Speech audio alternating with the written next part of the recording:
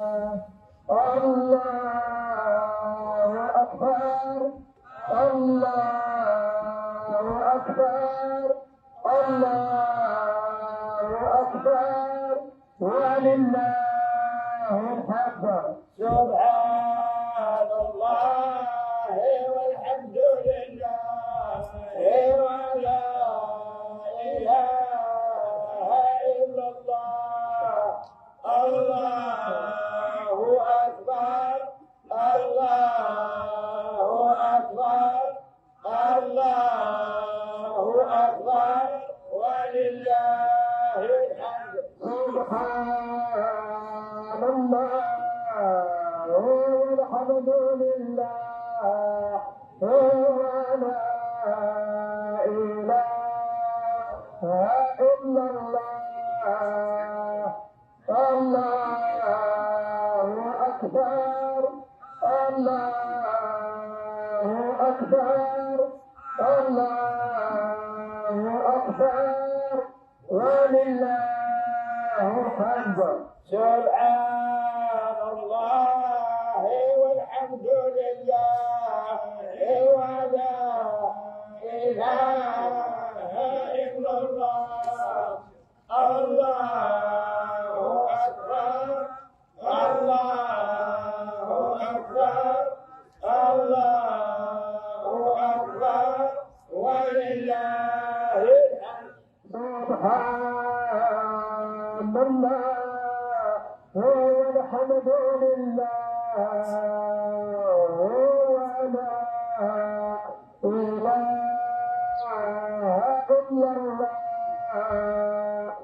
الله أكبر الله أكبر الله أكبر ولله الحمد.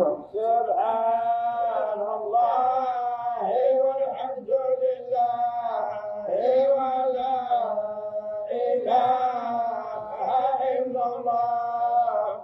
الله أكبر الله أكبر الله أكبر ولله الحمد. سبحان الله والحمد لله ولا إله إلا الله. الله أكبر الله أكبر الله أكبر ولله الحمد. سبحان الله والحمد لله ولا إله إلا الله. الله أكبر الله أكبر الله أكبر ولله الحمد. سبحان الله والحمد لله ولا إله إلا الله.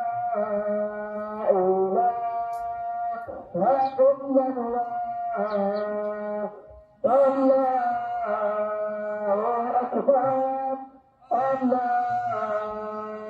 أكبر الله أكبر ولله الحمد. سبحان الله والحمد لله ولا إله إلا الله. الله أكبر الله أكبر الله أكبر ولله الحمد. سبحان الله والحمد لله ولا إله إلا الله. الله أكبر الله أكبر الله أكبر ولله الحمد. سبحان الله والحمد لله ولا إله إلا الله. الله أكبر الله أكبر الله أكبر ولله الحمد. سبحان الله والحمد لله ولا إله إلا الله. الله أكبر الله أكبر الله أكبر ولله الحمد. سبحان الله والحمد لله ولا إله إلا الله. الله أكبر الله أكبر الله أكبر ولله الحمد. سبحان الله والحمد لله ولا إله إلا الله. الله أكبر الله أكبر الله أكبر ولله الحمد. سبحان الله والحمد لله ولا إله إلا الله. الله أكبر الله أكبر الله أكبر ولله الحمد. سبحان الله والحمد لله ولا إله إلا الله. الله أكبر الله أكبر الله أكبر ولله الحمد. سبحان الله والحمد لله ولا إله إلا الله. الله أكبر الله أكبر الله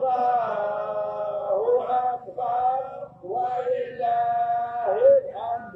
سبحان الله والحمد لله ولا إله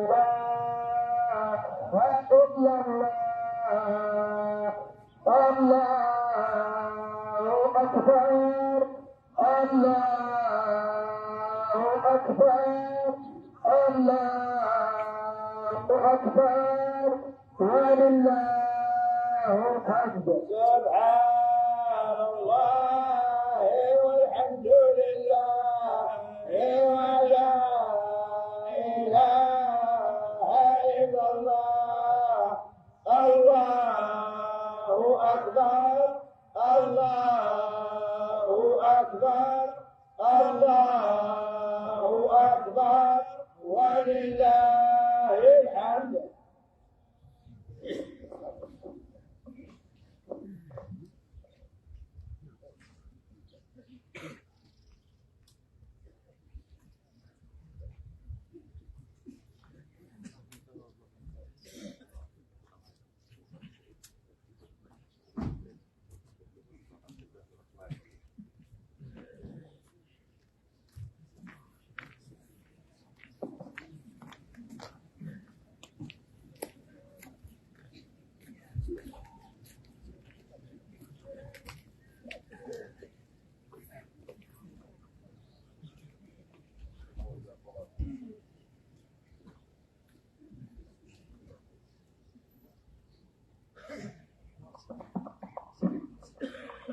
إلى صلاة العيد يرحمكم الله.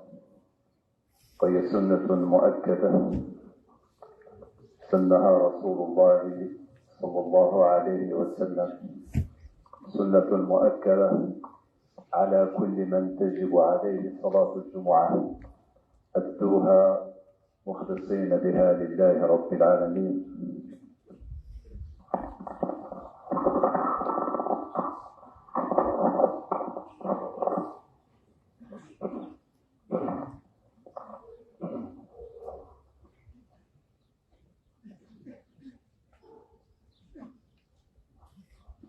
الله أكبر، الله أكبر، الله أكبر، الله أكبر، الله أكبر، الله أكبر، الله أكبر. الحمد لله رب العالمين، الرحمن الرحيم، ملك يوم الدين، إياك نعبد وإياك نستعين، اهدنا الصراط المستقيم، صراط الذين أنعمت عليهم غير المغضوب عليهم ولا الضالين.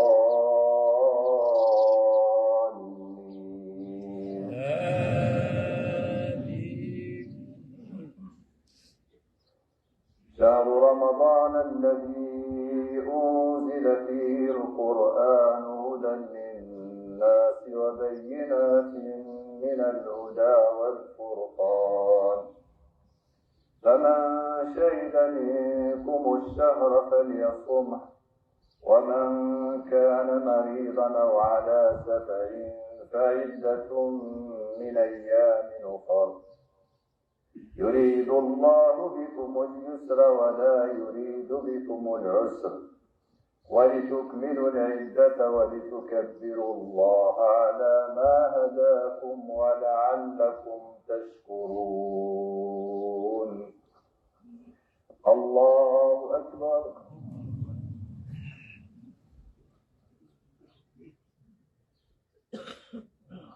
سمع الله لمن حمده. الله أكبر.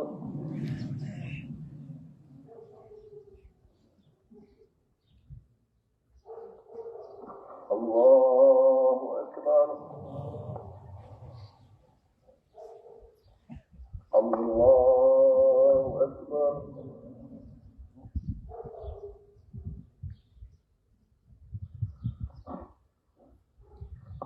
الله أكبر. الله أكبر.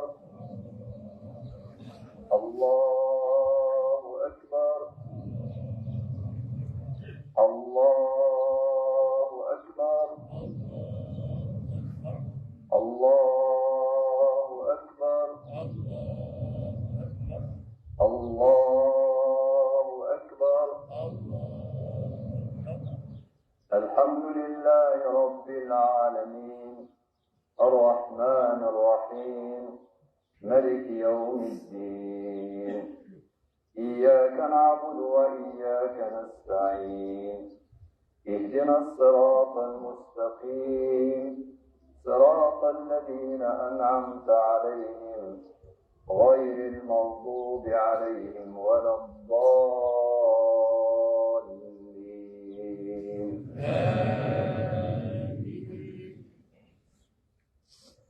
والذين آمنوا وعملوا الصالحات لا نكلف نفسا إلا وسعها، أولئك أصحاب الجنة هم فيها خالدون. ونزعنا ما في صدورهم من غل إخوانا على سرر متقابلين.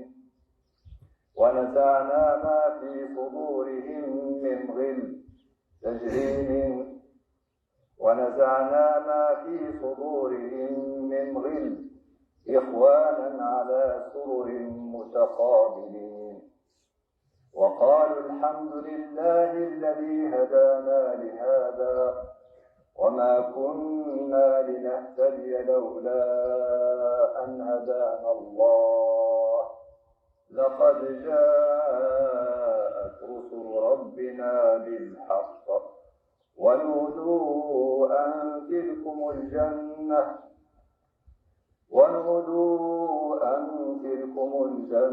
أورثتموها بما كنتم تعملون. الله أكبر.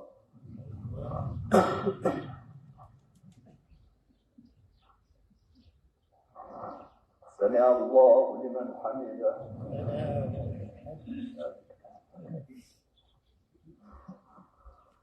الله أكبر.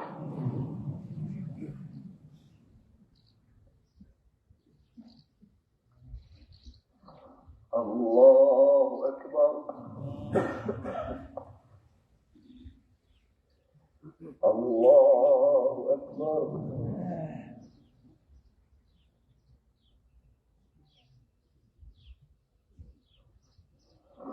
الله أكبر.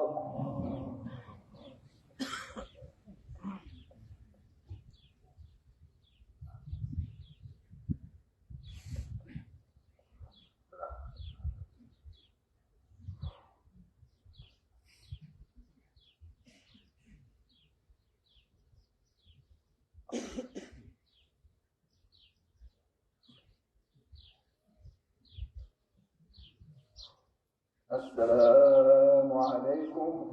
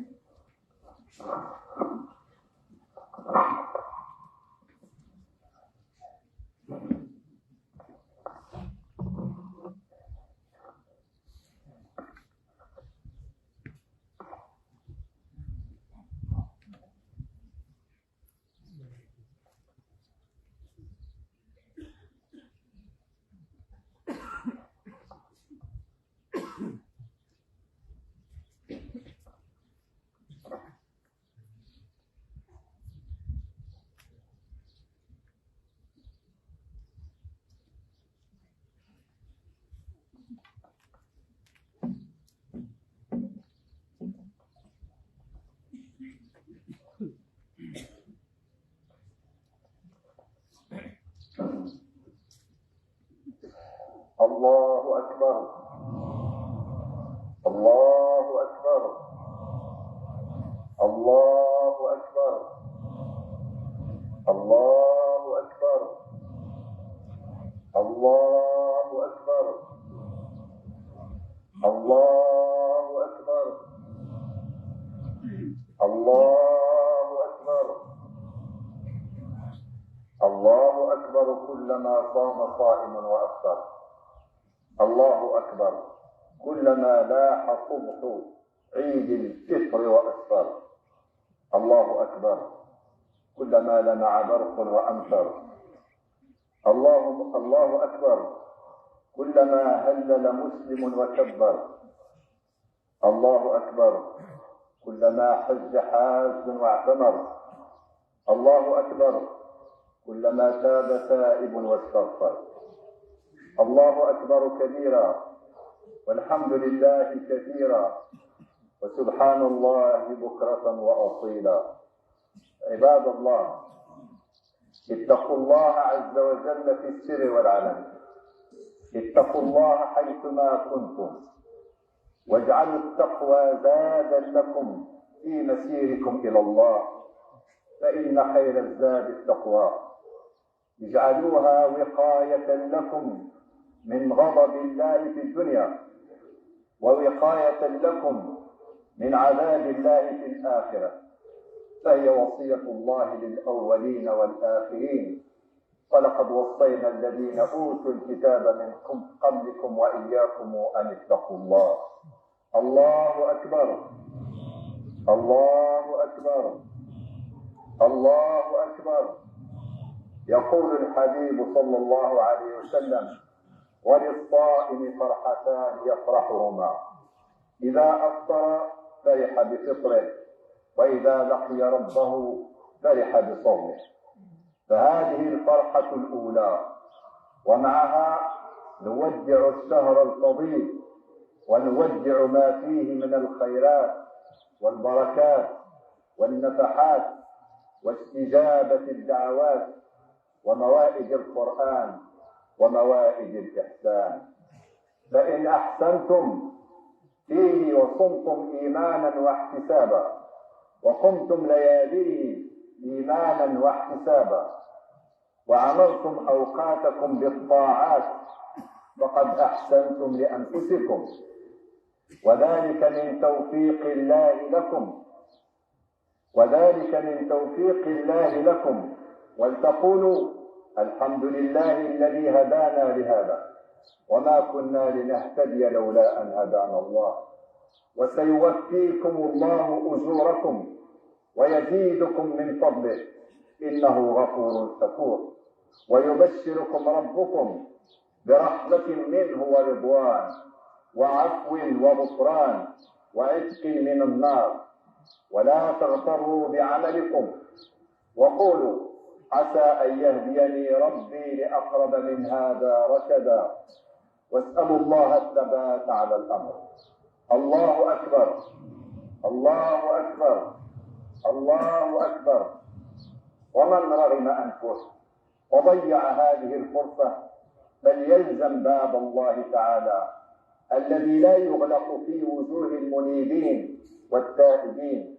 يقول مولانا الكريم: وإذا جاءك الذين يؤمنون بآياتنا فقل سلام عليكم، كتب ربكم على نفسه الرحمة أنه من عمل منكم سوءا بجهالة ثم تاب من بعده وأصلح فإنه غفور رحيم. الله أكبر، الله أكبر، الله أكبر. في مستهل هذه الخطبة نتوجه إلى مولانا الأجل بهذه النجوى، نقول: مولانا، خلقتنا ورزقتنا وسخرت ما في السماوات وما في الأرض جميعا لنا، وإلى دينك الحق هديتنا، أسبغت نعمك الظاهرة والباطنة علينا، وجعلتها تزيد بالشكر، فقلت: لئن شكرتم لأزيدنكم.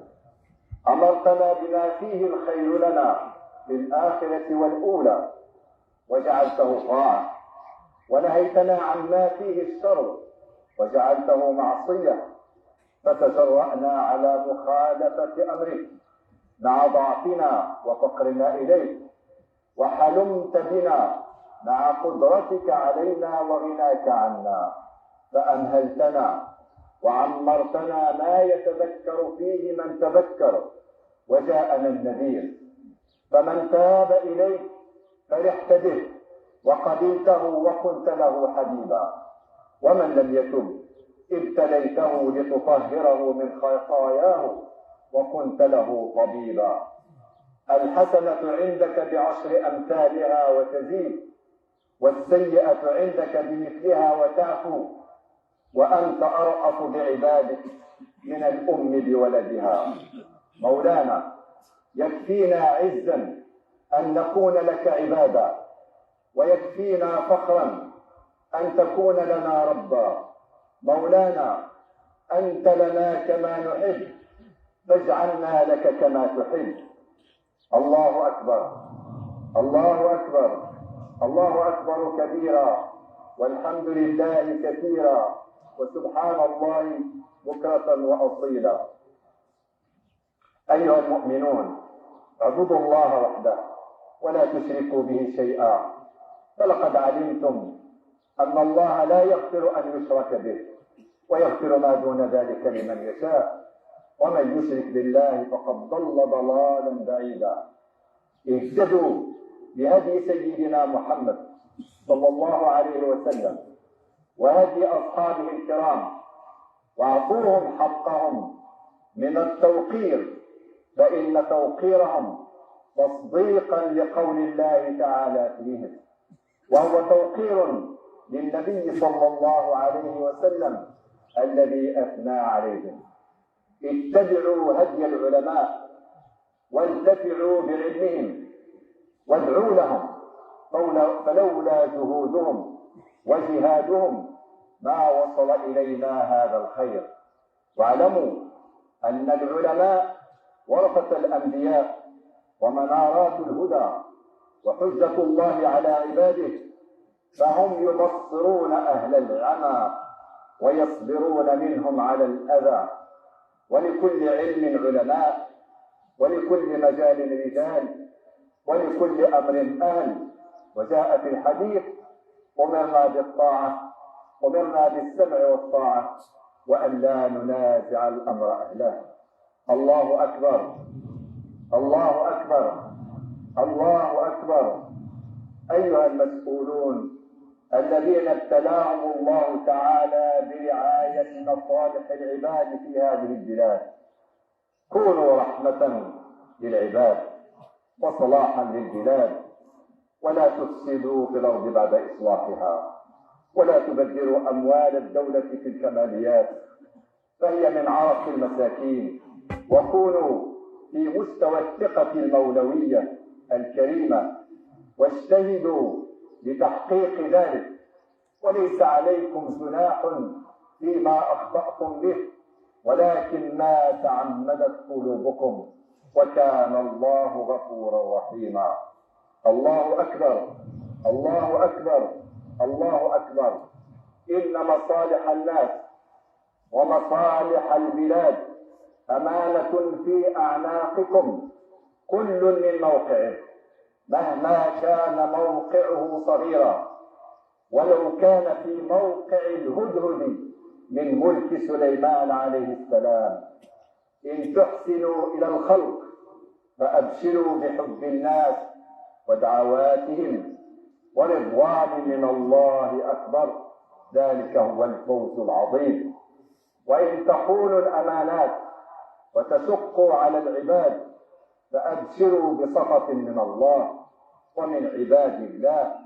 ونقول لكل الظالمين: زوروا علينا ما شئتم فإننا بالله مستجيرون، واظلمونا ما شئتم فإننا إلى الله متظلمون، واعملوا فينا ما شئتم فإنكم إلى الله راجعون، وبما عملتم مجزيون. وحاشا أن يموت المظلوم ويبقى الظالم، وسيعلم الذين ظلموا أي منقلب ينقلبون. لا تظلمن إذا ما كنت مقتدرا، فالظلم ترجع عقباه بالندم. تنام عيناك والمظلوم منتبه، يدعو عليك وعين الله لم تنم. فاتقوا سهام الأسحار، فإن للمظلوم دعوة لا ترد ولو كان فاجرا، وفي حديث ولو كان كافرا. دعوته تفتح لها أبواب السماء، ترفع فوق الغمام، يستقبلها المولى الكريم ويقول: وعزتي وجلالي لأنصرنك ولو بعد حين. الله أكبر، الله أكبر، الله أكبر. أيها الشباب، أنتم المرشحون لمقام الرحمن. قد جاء في الحديث: 7 يظلهم الله في ظله يوم لا ظل إلا ظله. وذكر منهم: وشاب نشأ في عبادة الله. أيها الشباب، لقد أحسنتم، احرصوا على أنفسكم، لا تكونوا فريسة سهلة لدعاة الغلو والتطرف والإفراط والتفريط. احذروا الغفلة والشهوات والانخداع بالشبهات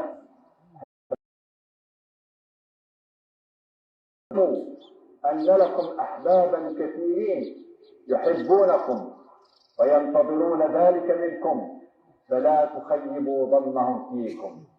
واعلموا أن لكم أعداء وحاسدين وحاقدين مرتين.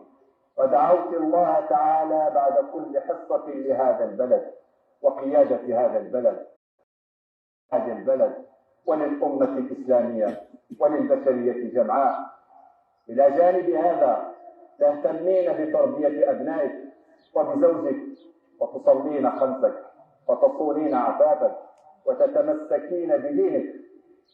هنيئا لك، هنيئا. يريد أن يتوب عليكم ويريد الذين يتبعون الشهوات ميلا عظيما. الله أكبر، الله أكبر، الله أكبر ولله الحمد.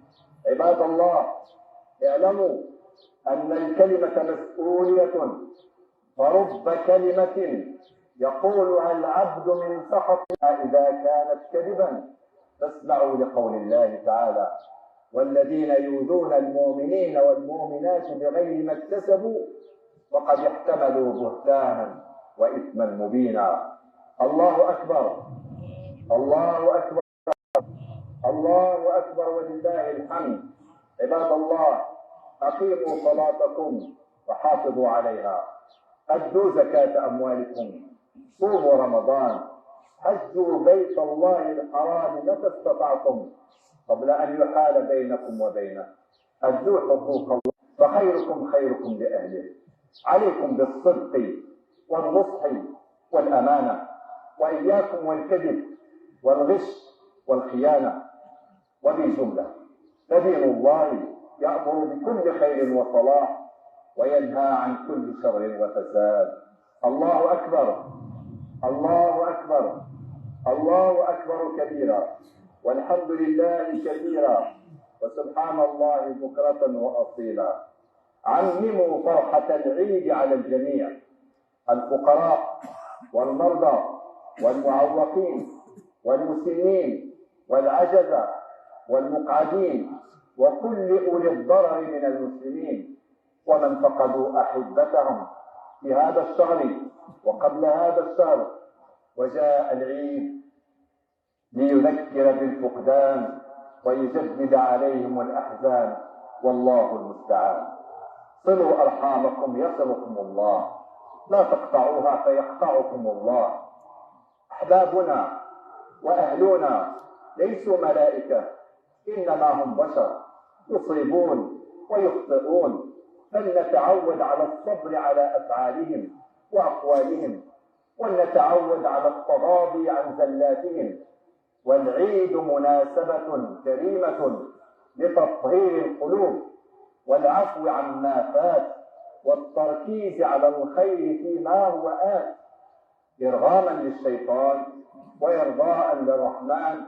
قال مولانا: وليعفوا وليصفحوا ألا تحبون أن يغفر الله لكم. ولا تنسوا الفقراء فهم إخواننا، آتوهم من مال الله الذي آتاكم، أدخلوا البهجة والسرور عليهم، ادعوهم لولائمكم، أعينوهم بما أنعم الله عليكم بالمال وبالجاه. فمعونة الفقراء من أسباب الرزق وأسباب النصر. قال عليه الصلاة والسلام: إنما تنصرون وترزقون بضعفائكم. اذكروا الله الكريم يذكركم، واشكروه على نعمه يزدكم، وادعوا الله يستجب لكم، واستغفروه يغفر لكم، إنه هو الغفور الرحيم. والحمد لله رب العالمين.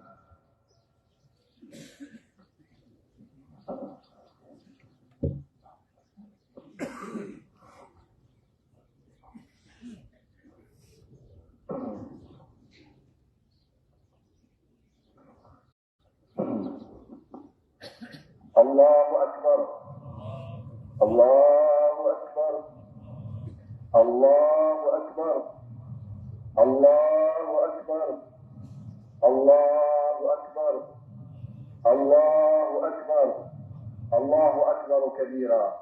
نعم، وأن يكشف عنا وعن العالم كله ما نزل بساحته وساء به صباحه من حروب وقحط ودمار وزلازل وفيضانات وجفاف، إلا أن نبذل جهدنا في الإصلاح. إن أريد إلا إصلاح ما استطعت، وما توفيقي إلا بالله، عليه توكلت وإليه أنيب. ثم الدعاء. يقول النبي صلى الله عليه وسلم وأصحابه وأزواجه: ومن دعا بدعوته إلى يوم الدين. علينا هذا العيد وأمتنا في أفضل حال، وتحققت الآمال، وتحررت أرض فلسطين، وصينت أعراض المسلمين، وحفظت أرواح المستضعفين، وتحررت النفوس من الشهوات والملذات، وتحررت من غير زيادة عليه. اللهم اجمع شملنا ووحد كلمتنا. اللهم اجعلنا من الذين صاموا وقاموا وأحسنوا وأخلصوا فتقبلوا، واجعلنا اللهم من الذين تجليت عليهم بجمالك ورحمتك وعفوك وغفرت لهم في خلقك، فإنها عصمة من العبودية لغيرك، وهي الباب الوحيد إلى ساحة رحمتك. يا رب اجعلنا نعتز بك فلا نذل لغيرك. يا رب اجعلنا نستنصر بك ولا نخاف غيرك. ونفس عن كل مكروب، ويسر عن كل عسير، وتقبل كل عمل صالح، وتجاوز عن كل قبيح. اللهم اغفر كل ذنب، واستر كل عيب، واستجب كل دعاء. اللهم اغفر لنا ولوالدينا، وارحمهم رحمة واسعة، واجعلهم في مقعد، واغفر لجميع خيراتك وبركاتك حتى لا يبقى فيه فقير ولا محروم. اللهم بارك في السلطات المحلية والسلطات المنتخبة، وفي واجزهم خيرا على ما بذلوه لآبائهم. اللهم أقر عينيه بصاحب السمو الملكي الأمير الجليل مولاي الحسن، وتغمد بالرحمة والده المرحوم جلالة الملك الحسن الثاني، وجده الملك محمد. السلام على المرسلين، والحمد لله رب العالمين، وعيدكم مبارك سعيد.